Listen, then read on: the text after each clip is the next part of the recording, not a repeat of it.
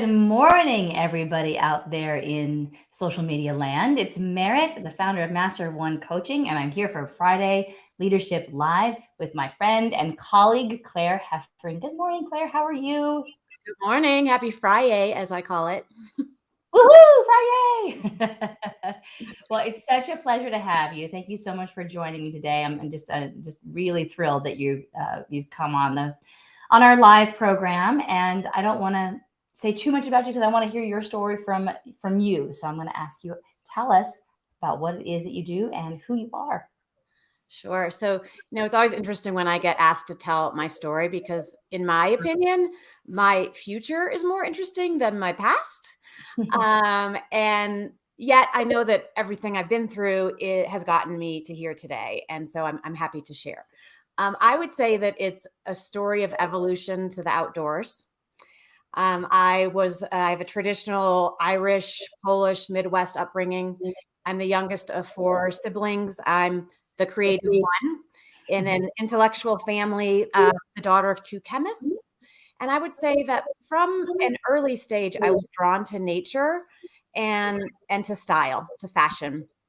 So I started my career corporately as a graphic designer to then art director to then creative director within the marketing communication field.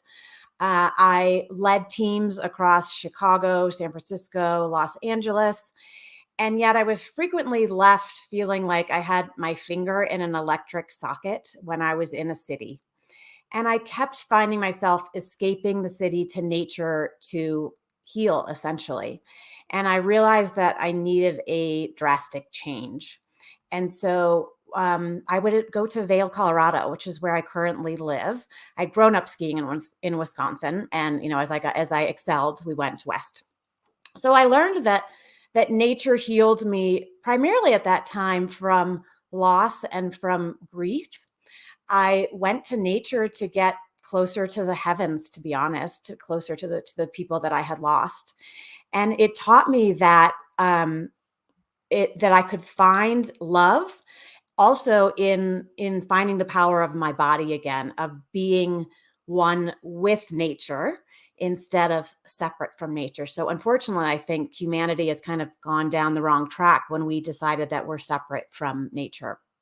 I also discovered in nature the flow state in my favorite sports, which are skiing and mountain biking, because that fuels my body and my my body, my body and my mind.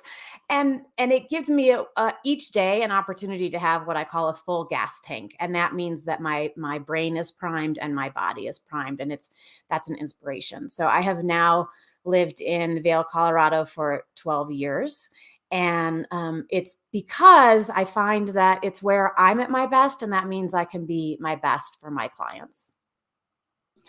Well, in your story, I hear so much wisdom and self-awareness and learning and a lot of passion. I'm curious when I ask this question, what the answer will be. And the question is, what are you most passionate about and why? Mm-hmm. Yep. So I have a term, it's called the MTP, and I studied several years ago flow state. And so it's basically being a corporate athlete. And they have a term called your MTP, massive transformational purpose. And for me, that is to daringly advocate for access to nature, for inspiration, and for healing. So everything I do, every minute of my day is aligned with that. And obviously, that's a reflection of my journey of healing and inspiration in nature. And I want others to have access to that, to feel those same feelings. And I use branding as a conduit for that. Callosum, my company, is named after the corpus callosum, which is the set of fibers that connect the left hemisphere to the right hemisphere. So I've always been that kid that is like, sure, it's a pretty picture, but what does it mean? What's the purpose? I'm very deep. Like I always want to get deep. And I would say that in combination with branding as a conduit is collaboration is my North Star. I just can't get enough of connecting and introducing. And I don't believe in competition. I believe in the collective win. So how can we come together to rise together? I appreciate that nod. Thank you. Gosh, I'm like a vomit of marketing speak, but it's true. Well, it doesn't, it doesn't sound messy or sick. It sounds really healthy and very connected to who you are. I think that's one of the ways that you and I connected right away, is because we speak much of the same language and have some different, you know, avenues through which we come to this work of collaboration and elevating energy and focusing on and flow, and right, and we have some different vocabulary around that and tools, but ultimately we have similar passions and connect on those, especially the collaboration piece, right? That being such a high level way to succeed, not just even for the solo entrepreneur, right? Who is, because this is a great example of how you have been running Callosum so far, as you know, that you've been at the helm, and yet bringing in other people to collaborate with you to create awesome products and services, mostly services, I know, and I was going to say producing. There we go, producing the services for people and their brands through a collaborative effort. It's not you saying, okay, here's what I think you need, and then the other person. To be honest, I think, I think entrepreneurs probably need collaboration, or would be best served from collaboration more so than corporate people, because entrepreneurs can be at risk for feeling in it alone and isolated. And the more you can play with others, the more you are if you lead with your purpose, you're lit up. And I want to say, probably also in alignment with your values, which for me, my top two are curiosity and adventure. If I really just get curious, one, fear fades away. You can't have fear and curiosity in your head at the same time. It's impossible. But also that's, that sense of adventure. I think the best part of my job is taking the passion that a founder has for their company and making it visible so that, the public can see that passion. And often it's asked, well, how do you do that? And how do you deal with the anxiety or the reactiveness of a startup or a scaling organization? And for me, I use my backcountry experience. I'm very much a sophisticated tomboy. My ideal day can go from like dirt under the fingernails to a fine dining dinner, because I crave the intellectual capacity. But that backcountry time, I'm constantly risking. You don't know what's around the corner. You don't know if you're going to, launch that mountain bike air and land properly. And so that has made me comfortable being uncomfortable, being comfortable with risk. And so for a great example of this is I was in Telluride, Colorado. I am also a very part-time instructor. And so I have ongoing education, classes that I'm required to take. And I was in Telluride taking what is called a Big Mountain Experience Clinic. And the goal was to learn to ski a chute. Yes, like in the crazy movies. So I had, I'm standing at the top of this chute that is maybe 12 feet wide with big cratering walls. And my heart and my head and everything is screaming at me. Yet I have done these. We spent the entire morning preparing for this moment. And I have done these turns a million times. I'm fully capable of doing it. But my brain, the fear was screaming at me. And my coach, who also studied flow state, said, fear and curiosity cannot live in the brain at the same time. Yeah. So let's get curious. I want you to use slip turns. I want you to count how many turns can you do between here and there and get curious about it. And when you do that, the fear melts away. And so, yes, I survived. Yes, I successfully skied the chute. And I think of that when I come back into business, because I'm teaching we can't control everything. And so how can we play the long game? And for me, for my clients, to move them from reactivity into long strategic moves and to lay the foundation parlays a sense of calm. Mhm. And that is really what I want to teach them, is that, yes, I hold the space, and people are like, well, what does that mean? Hold the space? It means that I see your future, and it's my job to bring your future closer to today and to help you take steps along the way to give you the experience that someone believes in you, and Mm. not just believes in you, but knows how to make that happen for you. Yeah. That's so awesome. And that image of you at the top of the chute is such a great visceral image. And I actually reminds me, when you're talking, I got an image of like football players taking ballet lessons, right? It's like that cross training for the brain and the body to be able to implement grace and flow, and being able to like curiosity, and self-reliance, right? Like if I can exercise these muscles in this way, then I can also stretch them here. So it's like crossing over that training to make it applicable in all areas of your life. It's Right. And great example. So just recently I was in Utah mountain biking, camping, which is a regular thing for me with friends. And I was kind of having an off emotional day, and I was not believing in myself. And I chose to go ride by myself on a trail that, one person in the camp said, "Oh, it's pretty tough, Claire." And one said, "You got it." And there were differing opinions because it was a black trail. It's an advanced trail. And I was like, I can do this. I want and need to do this because it will bring me back into my body. Mm. And when I can do this, it's going to tell my brain, you are capable. And when you do it alone, it allows you to cycle through those emotions and the thoughts of the struggle, of the, oh my gosh, I can pause for a minute, take a photo, look at the view. You're not chasing someone, or you Mhm. don't have someone on your tail. And I took my time and I did it. And I came back to camp going, now I got this. I can step into the week because I can remember what it felt like in nature to own myself and my power and be supported by the nature in the heavens, and Mm. know that I'm capable. Well, and that brings us to your passion too, right? Of being an advocate for nature and advocate for other people to connect to nature. And so I want to ask you a little bit more about what the work that you do at Callosum. I'm not sure if we said this already, but I'll say it again. If we didn't, you're the CEO and founder of Callosum. And so tell us about who you are serving. Sure. So first, Colossum is a purpose-driven branding agency for the outdoor industry. So we build and serve brands. We serve 4 buckets of clients. We have this startup who is pre-revenue.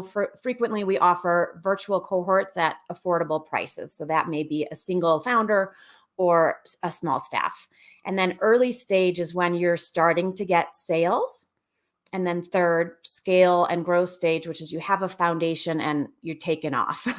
And then finally, CEO driven services. So as you know, as a founder CEO, you go through your own transformation, and learning how to lead and how to transition your teams is really vital. So we serve the CEO through that transition as well.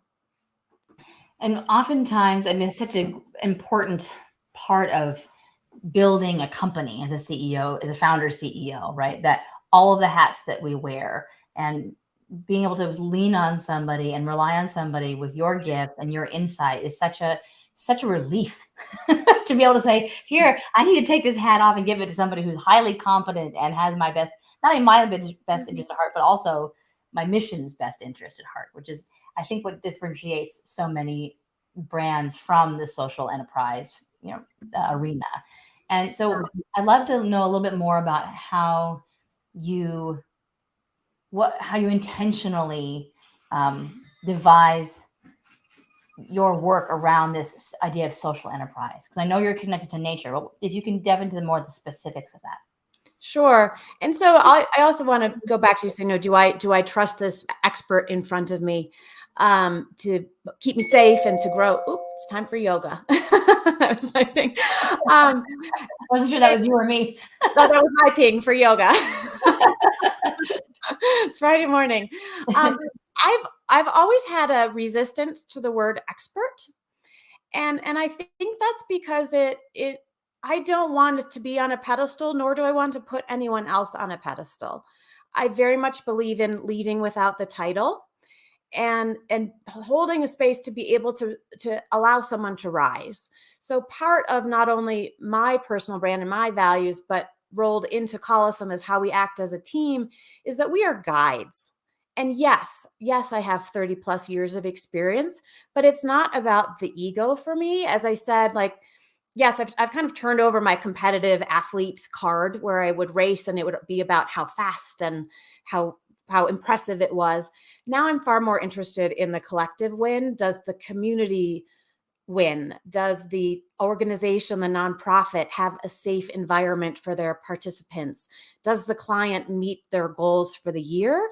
That's how I serve through servant leadership, but it's really not about me. I'm laying the foundation so my client can fly without me and have the foundation to feel like they're really going to make an impact. So for me, what I say is my global social impact goal, how I took my massive transformational purpose of access to nature and brought it into the organization, is that we want to birth more outdoor brands for a better planet. So we have a goal to work with 300 outdoor purpose-driven brands by 2052. You're like, that's crazy. You're nuts. Oh, and maybe not you, Meredith, because I know, but maybe our audience members, I'd be curious to know. They're like, crazy. Like, it sounds unreachable, but that's what I like, is that it doesn't have to happen all at once. If we, crunch that's 30 a year. That's 12 a year, one a month. And it doesn't all have to happen right now. If I already look at how many brands, my company is 17 years old, how many brands we have worked with, it's like a snowball. It's going to build momentum over time.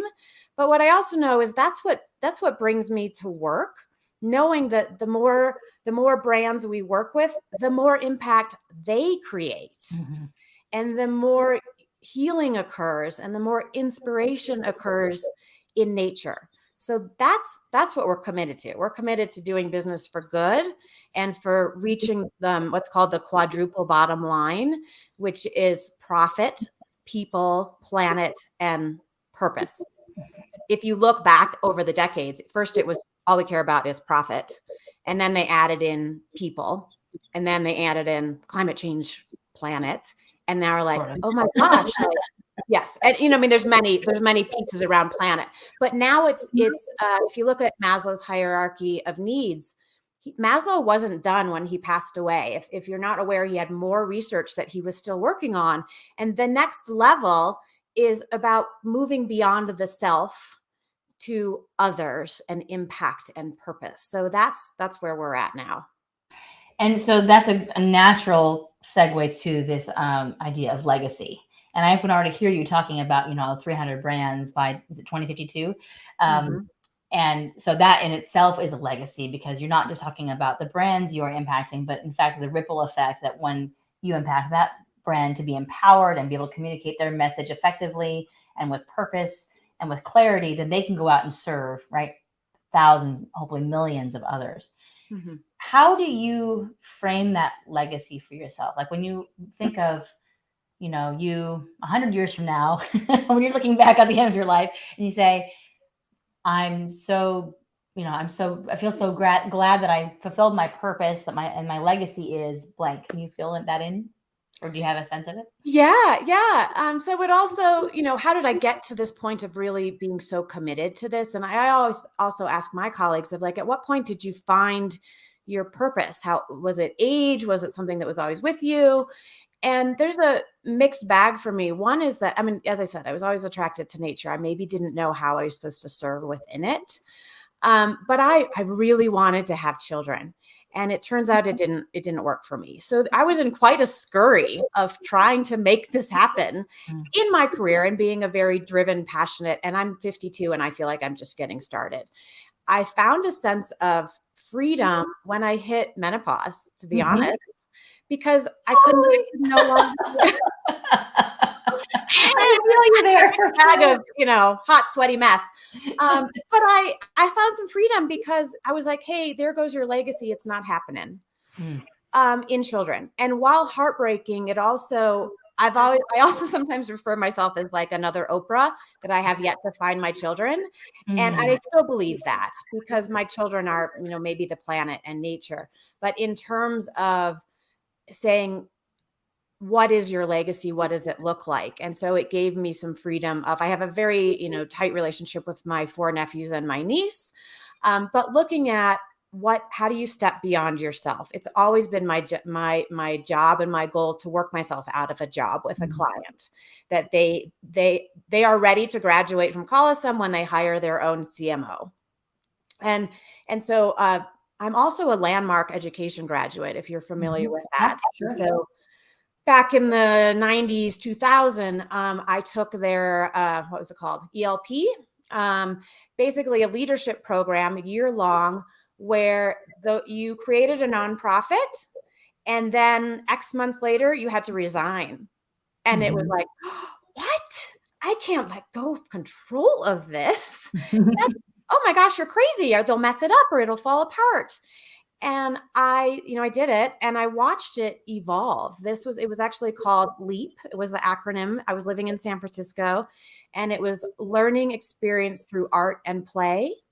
And I lived across the street from a housing project, and there was an abandoned building on it. And my front neighbor, I lived in a brownstone. I lived in the coach house in the back. And my front neighbor was a beautiful elderly woman, and her nickname was Shug, as in sugar. And fried chicken and pies for the nearby Southern restaurant. Anyway, I became very fond of a golden neighbor. Amazing. It was amazing. And I would go and have tea with her, or maybe pie. And she would watch across the street what was happening. And I said, I have an idea. I want to use that building. And so we, on a monthly basis, I had sponsors, and we got art supplies. And if you lived in the housing project, you could come and attend for free. And it was for the child, for the youth. And they were taught to make a craft project by themselves. And they were sent home with a duplicate bag of supplies to go home and teach someone else that. And lunch was provided. Yeah. And lunch is pretty cool. Yeah. Lunch was provided as well. And so I handed that off, and they actually brought acting into it and theater into it as well, which was not something that I have a background in. I'm more of a crafty gal. And so, the beautiful thing was to years later check in and find out what was happening with it. And so for me, my legacy is to proudly watch my baby birds fly. And I, around, globally around the world, what are they up to? And certainly I have favorite stories to share of late. My favorite story to share is I have a client who owns a bike shop in Eagle, Colorado, called Seagull Cycle. His name is Kyle, and he has a tough story of addiction. He is now in recovery, and he wanted a community shop that really was engaged with the community. He thought everyone did it. Well, it turns out they didn't. And so he was committed to dispelling the ego that you frequently get at the counter of, I'm the expert, I'm a magician, I'm not going to tell you what I'm doing. And so he said, I want to bring them behind the counter. So he grounds it in education and safety and trust. And just, when I met him, he was, as he calls it, wrenching. He's a trained mechanic in a garage. And within 6 months, he had a retail space. And now 2 years later, he has 3 local grants that fund him to do a mental health recovery ride, a youth ride, an adult mountain bike ride. So, he's just kicking ass. I got to say it. I love that story. What an amazing story. And, yes. And thank you for sharing that, because I think that also, I just want to mention really quick too, if anybody has any questions for Clare, even if you're catching the replay, please go ahead and put them in the comments. We'll come back and check them. If you want to say hello, go ahead and put it in the comments there. What I love about that story is that when we hear, sometimes those of us who don't know better, hear branding or marketing, we don't think about impact. We think about logo and font and like design package and hi, Matt. Aw. Matt says, I'm going to interrupt my statement here for a second to say hello to Matt. Thank you for joining us, Matt. This is Hello, inspiring me on a weekly basis. Fortunate enough to learn and grow with them in a great program. So Matt and Claire are both in my our Master of One Coaching's Rise program, and they both inspire me every week. So thank you, Hi, Matt. Matt. That's so awesome. Thanks for chiming in, Matt. So anyway, we don't think about necessarily the impact beyond the logo and the font and the brand kit and all of that, right? The digital assets or what have you. And so that's such an amazing and beautiful story of how you are empowering and serving these visionaries. You are a visionary yourself, but also transferring your skills and giving them a place to fly in ways that are so tangible and so real and transformative for the whole community. Yeah. That's Yeah, absolutely. And you just reminded me of in my 20s, I realized that I was a chameleon. So I had kind of siloed my different personalities. So I was this professional corporate woman. I was a goofy creative. I was an athlete, and I was a Grateful Dead head, which I was like, what? And so I wasn't allowed to intersect my quote audiences because the sophisticated group didn't want to know that I was a deadhead, or at least I thought so. And so right. I was very good at morphing myself to my audience so that I belonged, and yet I was really lonely. And so that had me realize that I wanted to be all of myself all of the time.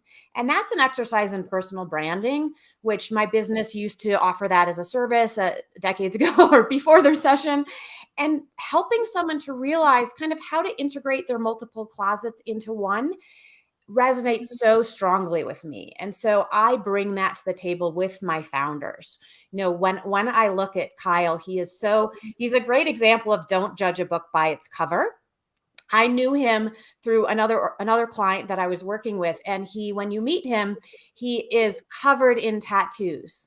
And you could be frightened perhaps, but he is the most lovely, genuine person. And when you get to know him, you just have a different perspective for what that means. And as tattoos are, the stories of what shows the stories that are told through his artwork. And so, now looking at Kyle, he comes back when he's like, I think, can we check in? Am I still on the right path? And I'm asking him, what's next for you? Are you hiring staff? What's your vision for yourself? So when I speak of branding, yes, it's far beyond the logo. I say branding is the 5 senses plus intuition. So what does it look like, sound like, smell like? Put all that tangibly. And that's that piece where I say, I have conversations all the time. What I'm good at is listening for those golden nuggets and writing them down and making them show up in tone, in the website, in your swag that you sell. So wherever you see the organization, you have the same experience. That's what branding is. And it's about storytelling. And it is the foundation that comes before marketing. Before you begin to reach outside, you need to make sure that your brand platform doesn't have like bait and switches in it or hiccups in it that don't resonate with your target market and your audience, so that they feel approachable and safe in your organization. I was going to say, it sounds like it boils down to integrity and trust, right? And yeah. Mm-hmm. And you mentioned the words golden nugget. So that brings us again, you're such a pro. It brings us to land of this golden nugget. So this is the time when I ask if you had one golden nugget to share, and you have so many, I know, but if you could kind of, one thing that you would like the audience to take away from this conversation today, what would that be? Sure. So knowing that our audience are conscious entrepreneurs, are leaders in their rights, I love to tell my story of what I call the small potato syndrome. So frequently when I'm working with clients, particularly founders as they're starting their way in the entrepreneurial world, is they'll say, well, I don't know if I need a website. I don't know if it's warranted to do a flyer. I'm just a small potato. And what my response to that is, if you call yourself a small potato, you will be a small potato. That's how people will view you. So you are what you speak all you have is your word. What you speak, you manifest.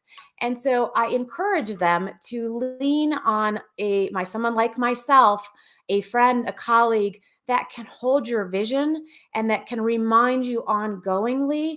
Don't think small. Like, don't be a fingerling. I want you to be a russet. I want you to be a big potato. And I will actually mail them a potato. And I love that.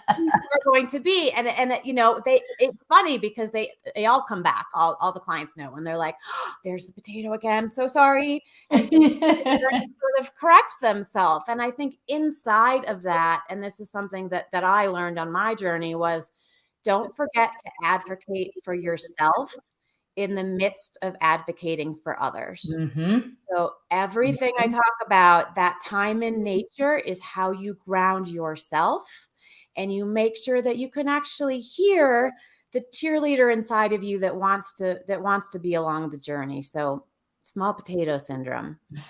I love that. And I love that you send them a potato. That's so great. That's kind of like, that gets people's attention, right? And it's a good visual too. Yeah. Fly through my Instagram, Callosum Instagram, you'll see there's a video on the small potato. I love it. I bring it back because it's just too good to not. Well, before we sign off here today, Claire, tell us how someone can get a hold of you if they're looking to build their brand, or they just think you're awesome and they want to connect with you. Where can they find you? Absolutely. Well, first of all, I love connecting. I'm a natural people connector and I love chatting. I will make the time. So if you'd like to connect with me professionally, you can find me on LinkedIn as Clare Hefferren. My name's on the screen. Double everything, as I say. And then if you like some inspiration, my Instagram is open and public. It is Freckled Clariosity. And then our website is gocallosum.com. And that's CALLOSUM. I'm just going to put that in the chat. GoCallosum.com. All right. Well, thank you, Claire, for being here this morning. It's, again, always a joy to spend time with you. And then you're such a gift to so many and to me. So thank you for being here. And I wish you all the best on your adventures this weekend. I know we were talking before we went live about all the fun things you have lined up to make you feel and be the fully expressed version of who you are. So I wish you all the best, and always a treat, Merritt. Thank you so much. You bet. So thanks everyone for joining us here today. We come periodically here for Leadership Live Fridays and talk to inspiring leaders who are making a huge difference around the world. And so if you know somebody that'd like to suggest for this show or would like to come on yourself, please let me know. You can get a hold of me at any of my social handles, Master of One Coaching, or Merritt Minnemeyer on LinkedIn and Facebook, and Master of One Coaching on Instagram. Have a great weekend, everybody, and we will see you next time.